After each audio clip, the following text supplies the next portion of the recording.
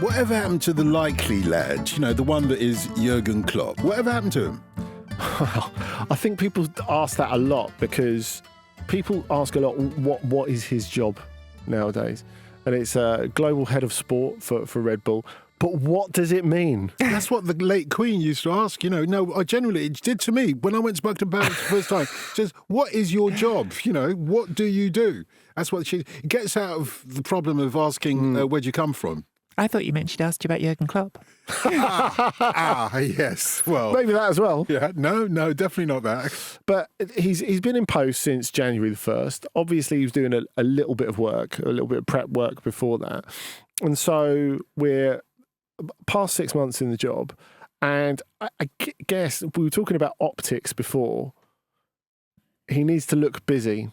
And he needs to look busy, particularly because in the first half of this year, the two of the bigger European parts, the traditional parts of the Red Bull empire, like Leipzig and Salzburg, neither of them going particularly well.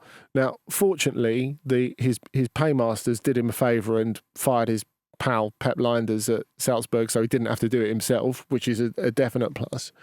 But of course, in Germany, where there's been a lot of controversy around him deciding to put his career with Red Bull, which goes against what a lot of people thought he was about. Whether that was what he's actually about is a different question.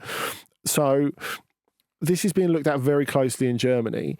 And of course, every time that something goes wrong at one of those clubs, because we know he's an elite coach, even if he said, I want to step back from that, I want to relieve a bit of the pressure, there's no doubt every time one of those jobs comes up, people are like, well, maybe Jürgen will step in as a bit of a caretaker. But now I think there's an understanding that he's not going to take any of those jobs in the immediate future. But having said that, there's a sense that they've lost the thread a little bit at Leipzig over the last 6 to 8 months, and that it's been coming for a while.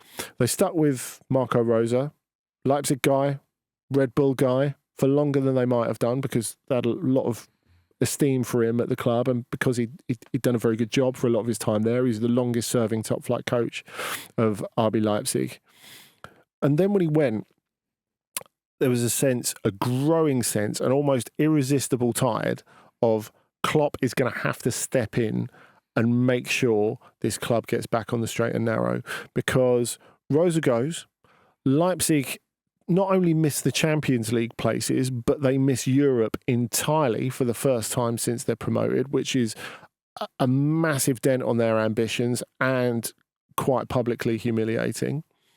Then they have to make a lot of personnel decisions. They finally get their coach, Ole Werner, the guy who they decide they want from Werder Bremen. It's not an easy move to bring him across. We talked about him on Ask OTC last week, of course. As I said, I think he'll do a really good job there, but it was difficult getting him. They finally get him. He needs help reassembling a team, and there is going to be a bit of at least minor reconstruction. I mean, they signed 4 players in 26 hours last week, led by Johan Bakayoko. Thank goodness that they had some energy drinks to keep them awake during that time, eh? And then on the first day of training, Jürgen Klopp turns up. And you think, well, is this massively helpful for Ole Werner? You know, at the side of the pitch, Klopp's not even planning really to give a press conference. And of course, he's surrounded by swathes of journalists and he's going, well, it's not about me. It's about this guy who's the coach. Well, it is about you because there are a ton of journalists around you. So especially in the position that Leipzig are in this state of flux, and the fact that the guy who should at least be ostensibly be managing that, Marcel Schäfer, is still quite a young sporting director, there's just this inevitability that Jürgen Klopp is going to have to be involved.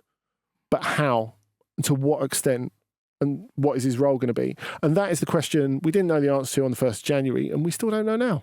I've got to ask you to just roll back a little bit, because you did say that Jürgen Klopp's decision to go and work for RB Leipzig didn't go down well amongst the football followers of Germany. And that, of course, is because of RB Leipzig's model, which is very different from all the other German clubs, to say the very least. But do you want to explain that? Just give us that background. Why is it so controversial to go and work for RB Leipzig for somebody like Jürgen Klopp? Well, because Leipzig are, I guess, closer to being tolerated in German football society now, but they're not liked. The Red Bull model is something that pretty much all supporters and a lot of clubs think is unacceptable. It's felt that they're not organic, that they're gaming the system, etc.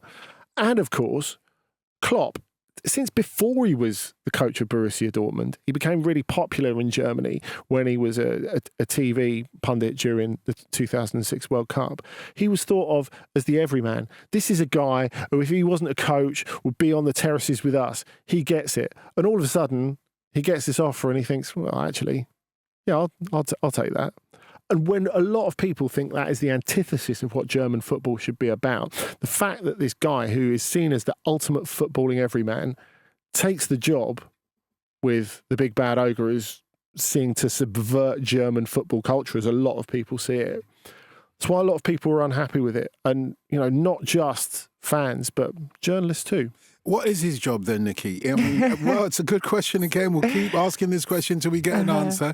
If he is, you know, stuck in the middle, as it were, what is his job? What's his role? If you're global head of sport at Red Bull, I think Red Bull seem to do a lot of these like jumping out of plane type sports now, don't they? Or like cliff diving. I don't know if he has any involvement in managing that. No, it's a great question. Like this is absolutely what people are going to keep asking, and what I worry for the club is just going to become this avoidable and inescapable sideshow, because as we were talking about just before he came on air, like he shows up at training and suddenly you have a massive scrum to interview him, and he can try to say it's not about me, but the problem is that just physically by being there, 6'5", it is. There you go. But physically by being there, it's about him. It's the same as right after Sir Alex Ferguson finished with United. If Sir Alex Ferguson shows up at United, everyone's interested in Sir Alex Ferguson, and that shadow is going to be there. And I've been reading on the way in some of these stories that have come out since he's been there, and there's one from July about how the 10-hour meeting with Werner about how they want the team to play. And you think to yourself, do you know, that sounds very dramatic. And I think people will immediately read that and they go, well, that's because Jürgen Klopp's telling him how he's going to play. And it's because Jürgen Klopp is this shadow manager. That's the phrase that's been thrown around. He's a shadow manager. He's managing it. And I think that if you spent time around, as I know you have, like time around these sorts of football coaches and managers, it's really easy for them to talk for 10 hours about football tactics. Like if you get into a conversation about football tactics with people who spend all their time thinking about football tactics, 10 hours can go like that because it's what they enjoy doing. So yes, of course, there is some reality in there that they are having a philosophical conversation about what they want from the club. But this idea that it was a 10-hour lecture and that's something that never happens at other football clubs, it's probably not true. That happens at other football clubs. It just doesn't get talked about because it's not Jürgen Klopp. But the problem is, it is Jürgen Klopp, and they're always going to talk about it because it's Jürgen Klopp. And I don't know how you move on from that, other than perhaps if the team's on the pitch and winning, maybe everyone will forget about it and not care. Because she's got a point there, hasn't she? Because, you know, if this season is the defining season, given that they weren't even in Europe last season, he's got to do something now, hasn't he? Yeah, and again, I think it's the optics. I think when we look at what they've done over the last couple of years, the transfer model, I think a lot of people externally have not realised that it's changed quite a lot.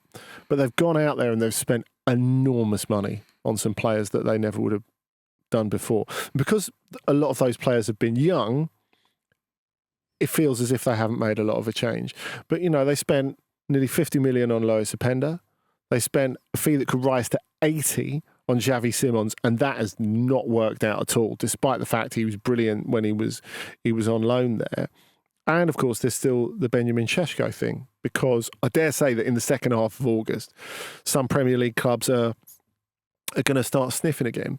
And I do wonder if there's an argument that, I mean, there's definitely an argument that they sell Xavi Simons, and he's the most likely to leave next. And I think you could argue that Xavi Simons and maybe even Šeško going is a desirable thing, because it gives them the opportunity to properly rebuild rather than half rebuild, because it does feel as if a proper culture change is needed. Now, Werner is Ole Werner. Timo Werner is still there, but they're hoping to get rid of him, maybe to another Red Bull club. Watch his space. But Ole Werner is a very capable coach who's going to have far greater resources than he did at Werder Bremen. But unless they do the transfer window right, there's going to be a lot of pressure piled upon him for stuff that he hasn't done and has had no say over. So I think when Klopp was there, if you're making a case for it being the right thing for him to be there, it's not just meeting public demand. The fact that everyone in German football is going, what are you actually doing? What is he there for? Why isn't he, using his guiding hand and his experience to help them? I think the fact that if he can come and give Marcel Schaefer some help, if he can shape the squad, if he can create that dialogue between Schaefer and Werner, who he's nailed his colours to the mast. Klopp has said he's a massive fan of Ole Werner. That will give them the best chance of getting off well at the start of this season. Because as of now, despite the fact they've been active in the transfer market, there is still so much to sort out. And the fact that Xavi Simons, who is a star player, he is brilliant. He's also quite unhappy. And a bit like Nicky was saying with Alamola Lookman, the thing that you've got to factor into good value, what's the best deal they can get out there in the market, how can they replace that person, is when you're trying to get a new regime under a new coach off to a good start, the last thing you want is a star player who doesn't want to be there, hanging around, bringing the mood of the place down. So is he definitely going to Chelsea? I don't think there's a definite to it, but I think for Chelsea, he would be an opportunity signing rather than a planned signing. Because, as I said, I think Leipzig was so keen to build a team around him, they kind of overpaid for him. It's a massive fee for them to go out and pay. And it hasn't really worked out. Part of that has been how the team as a whole has performed. The fact that he's missed out on Europe completely. A lot of things are changing there. He wants to be at a team that's in the Champions League and aiming to win stuff. I think there are a lot of people who look at it and say, could he fit in the same team as Cole Palmer?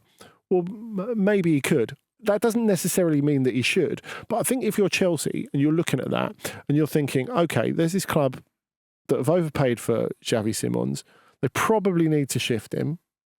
So we could go out and get him for a lower fee than we could have done, say, last year.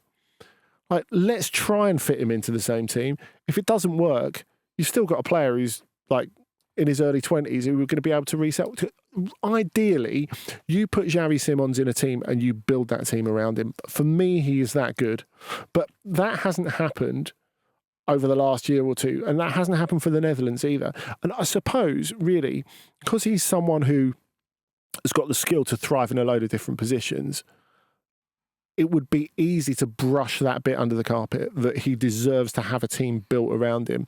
And that hasn't happened with the Netherlands, for example, where he's made lots of valuable contributions without having the team built around him. And really, can you build the team around a guy like that? He's probably best in the number 10 spot when you traditionally play 4-3-3. I would have thought, Nicky, that at the very least, because I want to say a couple of words on Benjamin Sesko. He's been linked to Manchester United, and what we're hearing here is that despite RB Leipzig's problems, they've still got these heavyweight players there that, as Andy alluded to, that need to be shifted, and they're going to top clubs. It feels like RB Leipzig should be doing better than they're doing if they can afford to offload these people to... Isn't it? It's just brought us beautifully back full circle to what is Jürgen Klopp doing there as global head of sport clearly is supposed to work across different clubs, but if his energy is currently in Leipzig, that's why. The problem with that, of course, is that then everyone turns around and goes, well, he's a pretty good manager, why don't you just make him the manager? Which is not the job he wants, and that's actually why he's in this job, is because he's chosen not to be a manager, which is the bit that no one can get away from. But yes, Andy said at the beginning, this club, a lot of people have still not quite got over it because it's a model that isn't loved in Germany, but they have money and they're willing to spend it. And you imagine, again, it's not dissimilar, completely different context in terms of the club and how they've raised themselves to this position, but not dissimilar this summer to the questions around Atalanta. You're going to say goodbye to some big players, and can you reinvest that money? We're very early in the transfer window. There's definitely going to be a lot of business done. And I don't see why a club with Leipzig's resources that is selling these players wouldn't go out and spend some more as well.